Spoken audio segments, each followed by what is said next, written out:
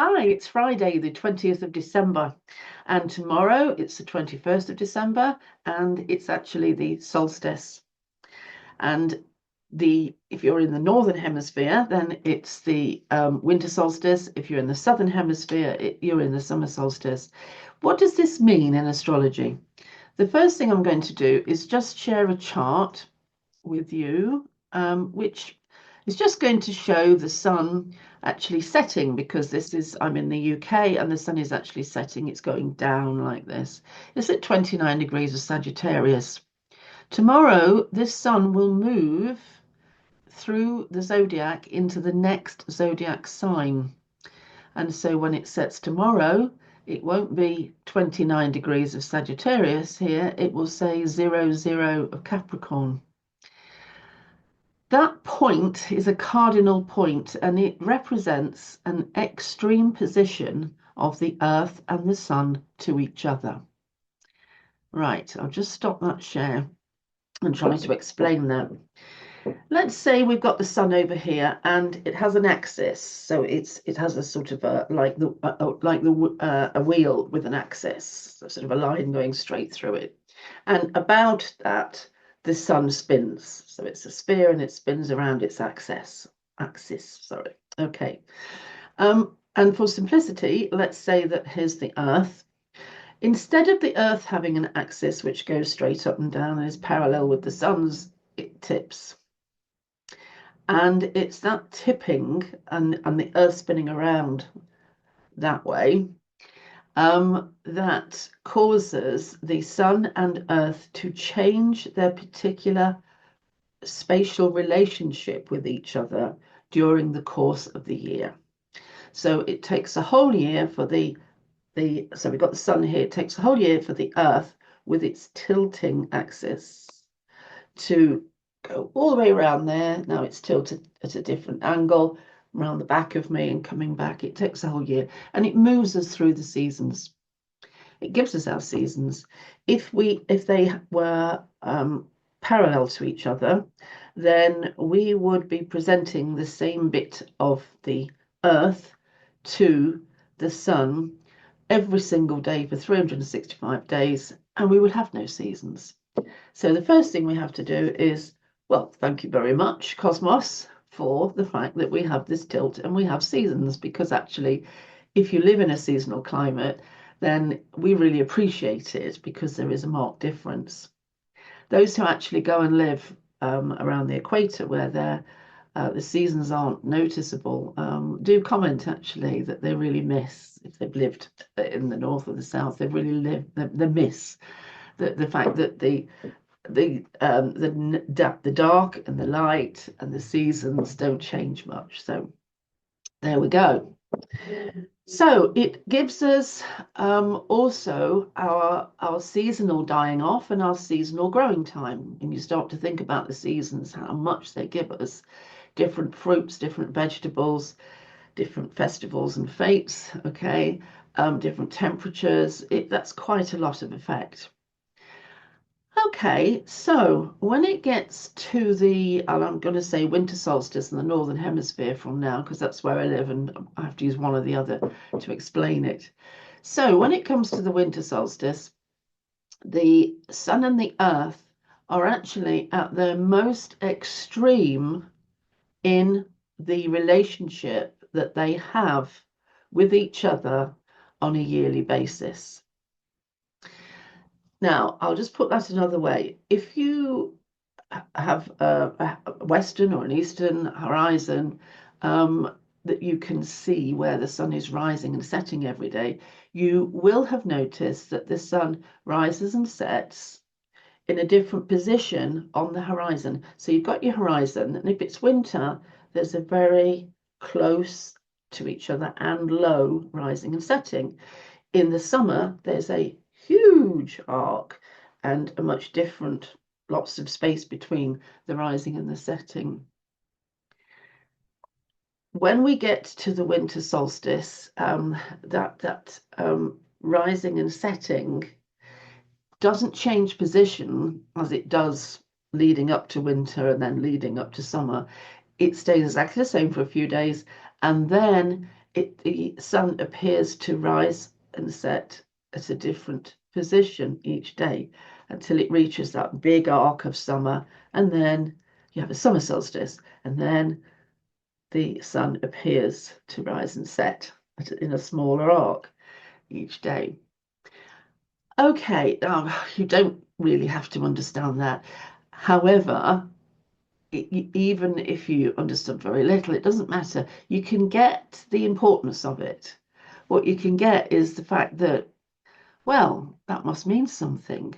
If the earth and the sun have got this relationship which causes seasons and life as we know it, with its birth and its death, then an extreme of that, a point where it stops and then reverses, that's got to be quite exceptional. And it is quite exceptional. It can be exceptional in very many ways. It's almost as if I always imagine that if one of the planets, the sun is a planet in astrology, if one of those planets was a galleon, right, then the travel would now be causing immense creaking and squeaking of those oak timbers as it took the strain of all that gravity being pushed into a place that it hasn't been for the last year and pushed right up against its extreme, is the best I can say. So we have to look at the fact that the moon is in there as well, and that the moon can often get sort of tied in with this in some years, and then you get this really, really strong force which changes the tides immensely, this kind of thing. But anyway, just for astrology's sake, looking at this solstice and what it means. Well, the first thing it means is that the sun is moving into Capricorn from Sagittarius. So it's moving from a carefree, whatever, fun, joy, confidence. It's moving from that kind of energy where you rush out and spend all your money to a sudden hitting the skids, slamming into the brick wall, Capricorn, woo, down into the earth. Fire signs are about height and light and joy, and earth signs are about depth and valleys, moist, dank, dark, cold. And just sort of saying that really is highlighting the difference between the warm, gregarious fire sign and the studious, practical, ponderous earth sign. So you should feel a shift in energy, if nothing else. But also, I feel strangely out of sorts sometimes on a solstice, as if my head can't work out where I am, as if the spaceship is doing something weird, and any minute now I'll get my equilibrium. That's kind of how it feels to me. When you think about all the different forces that act between ourselves, the planet and the sun. So you've got electromagnetic field lines, you've got gravity, and then you've got the forces of all the quantum particles, etc., neutrinos. It's quite, a sort of sobering thing. Of course, to the ancients, the greatest thing about the solstice was the fact that the sun was growing from then on. And although it's never obvious for a month either side of a solstice, get outside of that month and you'll start to see a difference in the light. Darkness and light will start to share different parts of the day. And that for me is such bliss. We get to the solstice and I'm like, oh my goodness, I can't wait. I'm a keen gardener and I just want to get back out there again. And although there's lots to do in the winter, it's all boring, like cleaning the greenhouse glass, sorry, not grass.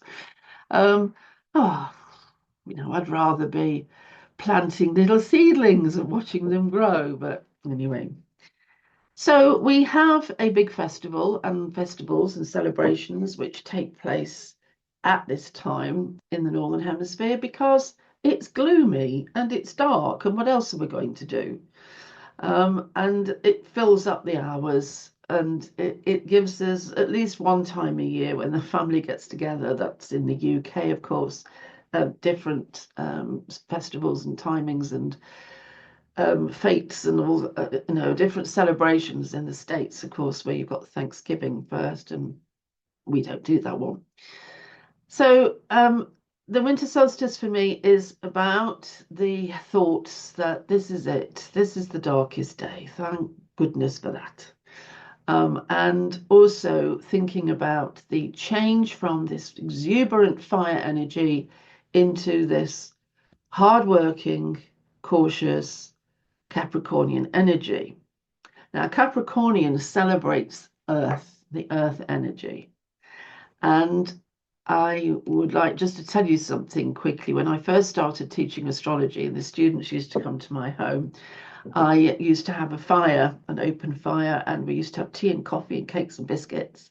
And when I was going to teach them about Capricorn that morning, there was no fire and there was no coffee and biscuits and no cake, nothing. They just had to sit there and shiver and be hungry, and it wasn't very pleasant.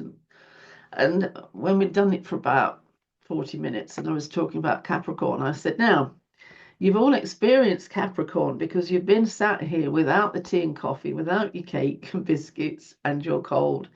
You'll never forget Capricorn energy after that because this is how it feels. It's about austerity. It's about not having. It's about working hard and getting a sense of guilt, actually, if you're given anything cheaply or freely or gratuitously, then Capricorn goes, no, no, no, I have to work for it. Capricorn always works harder, longer than any other zodiac sign, takes on more work than is necessary. I always joke that Capricornians don't sit on the donkey to go up the mountain. They carry the donkey up to the mountain because it feels more like hard work. And that's what makes things feel as if they have been earned. Okay, well, that's all well and good, isn't it? And good. Glad somebody. There has to be one energy that takes us into the best or height or extent of the earth element. And it's Capricorn that does that. It's a very old and very grand element. Sorry, not element, zodiac sign. Earth. The earth element is very old and grand, and this is the peak of it. Anyway, you see what I mean.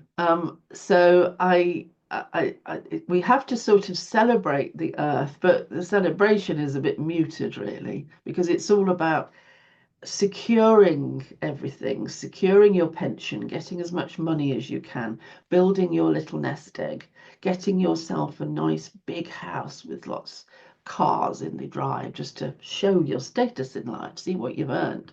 And Capricorn spends a whole life plodding towards that. Often has a shaky start, comes off the rails to start with, but that's their learning curve. They're learning the hard way, then they get back on the rails and they never go back to that shaky start again. From then on, it's just earning, winning, accruing, preserving, saving. There we go. So we begin tomorrow, the time when the sun is in Capricorn. And we have lots of celebrations, I think, that in some way make up for the fact that otherwise we'd be sat there with no tea or coffee, no cakes, no biscuits, and it was very cold without the fire. Ha! Anyway, so I hope that's useful, and I will see you again and have a lovely holiday. And it was great to talk to you.